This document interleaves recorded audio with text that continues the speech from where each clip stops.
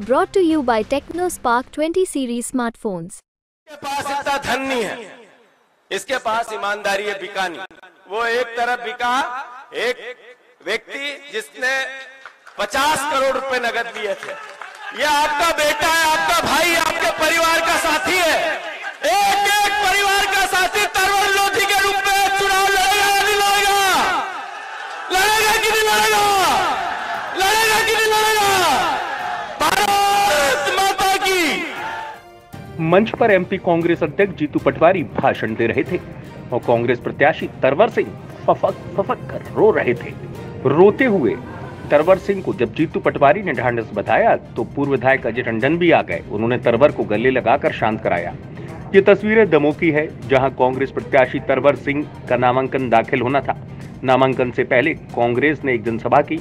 इस दौरान जीतू पटवारी ने बीजेपी पर निशाना साधा और बीजेपी को धोखा बताया। लोकतंत्र बचाना है। मोदी जी कहते हैं अब की बार 400 पार। बीजेपी के यहाँ के नेता कहते हैं इस बार 29 का लक्ष्य है हमारा। भारतीय जनता पार्टी का एक नेता कहता है, अनंत हेगड़े, कि जैसे ही 400 की सीट मिली तो हम संविधान बदल देंगे। मूल भावना को समझो, खासकर वो परिवार के साथी जो बाबा साहब अम्बेडकर और संविधान से प्यार करते हैं, ये संविधान बदलना चाहते हैं।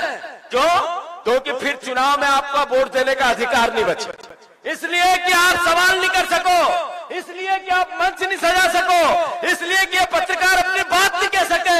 देश में तानाशाही कैसे हो, इसके लिए इनको 400 सीटें चाहिए। क्या दमोह की जनता 400 सीटों में अपना योगदान देगी? नहीं देगी। साथियों, मैं अनुरोध करना चाहता हूं, ये चुनाव आप सबका है। सबने मिलकर तरवर का नाम दिया। एक एक से मैंने 20-20 मिनट बात की, सबको भोपाल बुलाया, सबसे अलग अलग बात की। ये सब परेशान हो गए थे मुझसे बात कर करके। ये कहते थे यार कैसा अध्यक्ष बना, एक व्यक्ति के चयन के लिए 5-5 बार बात करता है। तब तरवर का नाम आया है। इसके पास पैसे नहीं, इसके पास इतना धन नहीं है। दरअसल दमोह लोकसभा सीट पर कांग्रेस के तरवर सिंह को राहुल लोधी के सामने उतारा गया है। तरवर ने राजनीति की शुरुआत सरपंच के चुनाव से की थी। आर्थिक संसाधनों के मामले में भी तरवर कमजोर बताए जाते हैं, लेकिन बड़ा चुनाव लड़ने का पार्टी ने मौका दे दिया। शायद इसलिए मंच पर भावुक हो गए, खुद को रोक नहीं पाए, क्योंकि 2023 में भी विधानसभा चुनाव हारने के बाद तरवर काफी टूटे थे। पार्टी ने तरवर को एक बार फिर बड़ा मौका दिया है। अब देखना होगा कि वो कितना दम दिखा पाएंगे। ब्यूरो रिपोर्ट, एमपी तक।